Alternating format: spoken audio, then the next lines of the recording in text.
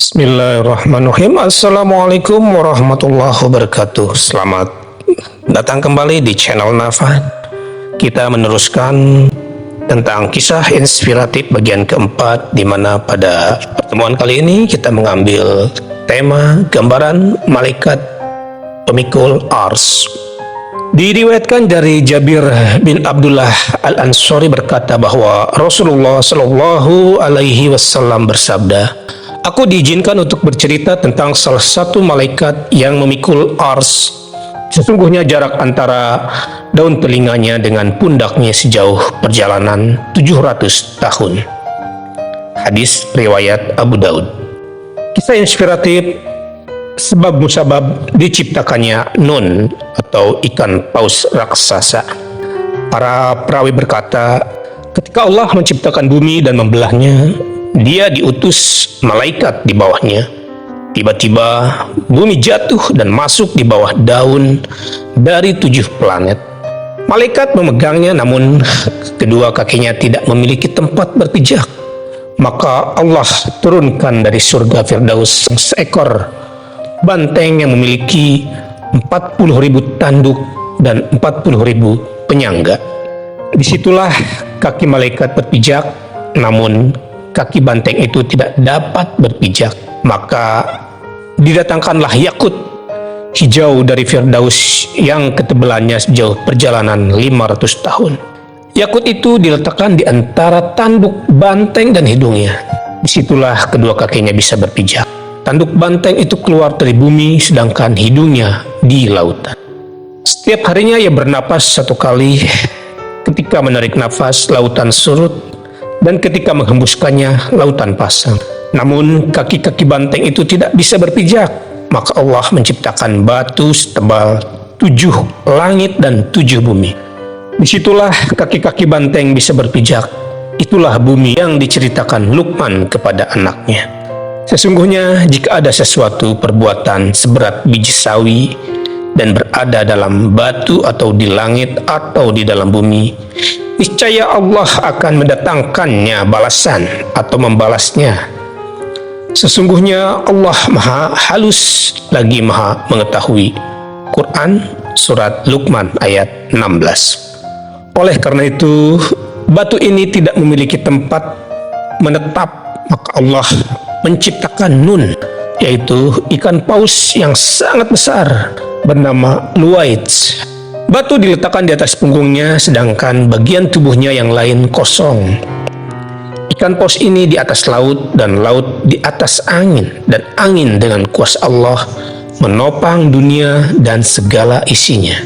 Allah berkata kepadanya, "Jadilah," maka ia pun jadi. Menurut Ka'ab al-Ahbar, iblis mendatangi ikan yang membawa bumi di punggungnya. Ia menggondangnya dan dengan berkata, "Wahai Luwaits, tahukah engkau bahwa jika yang ada di punggungmu itu engkau lemparkan, maka bangsa-bangsa, binatang ternak, pepohonan dan gunung-gunung akan terpental?" Karena Luwaits tergoda, Luwaits pun ingin melakukannya. Maka Allah mengutus seekor binatang memasuki hidung hingga mencapai otaknya. Ikan paus pun berteriak-teriak kepada Allah.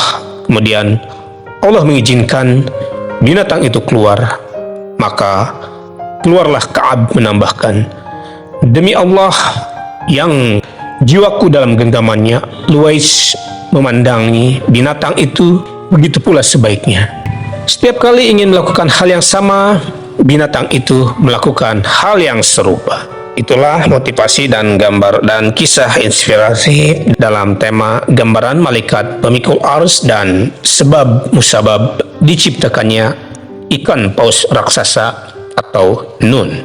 Pada pertemuan kali ini kita akan mengambil tema tentang gambaran neraka yang membuat kita mesti banyak menangis.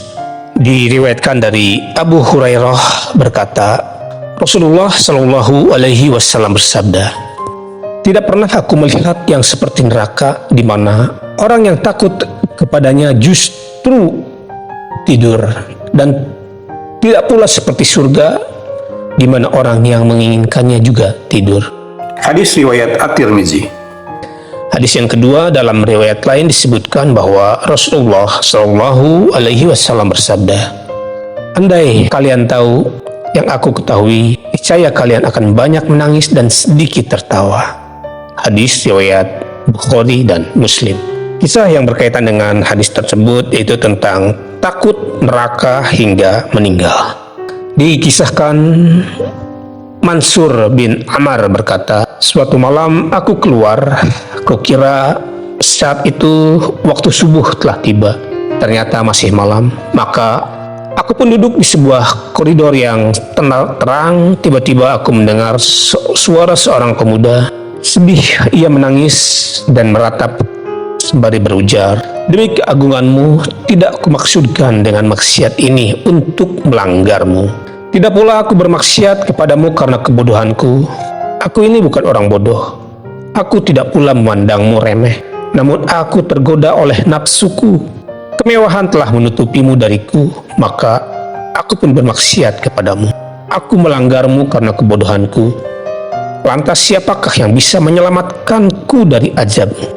Siapa yang bisa menyelamatkan dari tangan malaikat Zabaniyahmu? Dengan tali siapa aku bisa terhubung jika engkau telah memutuskan talimu terhadap? Sungguh malang jika dikatakan kepada orang-orang yang meremehkan dosa, tak kubayangkan jika aku berjalan bersama orang-orang yang meremehkan itu. Celakalah aku, semakin panjang umurku semakin banyak dosaku. Celakalah aku, semakin dewasa usiaku semakin banyak kesalahan. Ya Rob, seberapa banyak aku harus bertobat, seberapa banyak aku harus memohon perlindungan. Aku tak akan malu pada Tuhanku. Mendengar rintihannya, kuletakkan mulutku di pintu rumahnya. Kuucapkan, aku berlindung kepada Allah dari godaan setan yang terkutuk, dengan menyebut nama Allah yang Maha Pengasih lagi Maha Penyayang. Hei orang-orang yang beriman, peliharalah dirimu dan keluargamu dari api neraka dan bahan bakarnya adalah manusia dan batu. Penjaganya malaikat-malaikat yang kasar, keras dan tidak mendurhakai Allah terhadap apa yang Dia perintahkan kepada mereka dan selalu mengerjakan apa yang diperintahkan. Quran Surat At-Tahrim ayat 6. Setelah itu aku mendengar suara gaduh yang sangat keras. Tidak lama kemudian terhenti. Aku berkata dalam hati, sepertinya telah terjadi sesuatu yang tak diinginkan. Aku memberikan tanda di pintu kemudian pergi. Keesokan harinya aku kembali. Ternyata di situ ada jenazah dan kain kafan. Seorang perempuan yang sudah rentak keluar masuk rumah sambil menangis. Aku bertanya, wahai ibu, siapakah yang meninggal itu?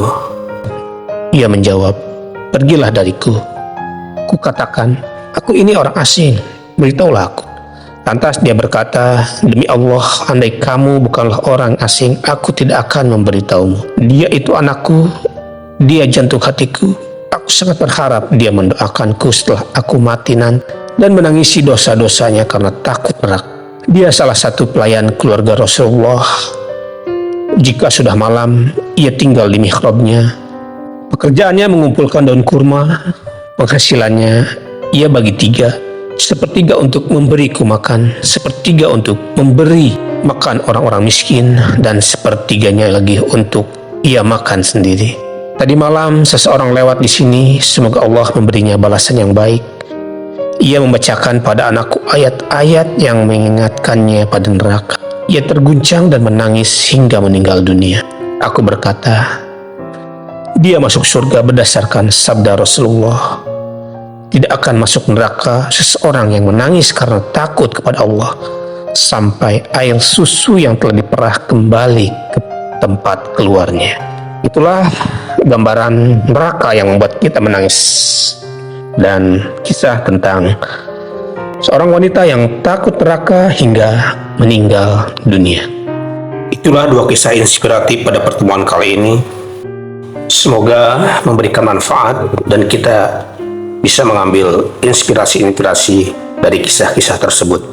Sampai ketemu di motivasi dan kisah inspiratif selanjutnya. Wallahu a'lam Semoga bermanfaat. Wassalamualaikum warahmatullahi wabarakatuh.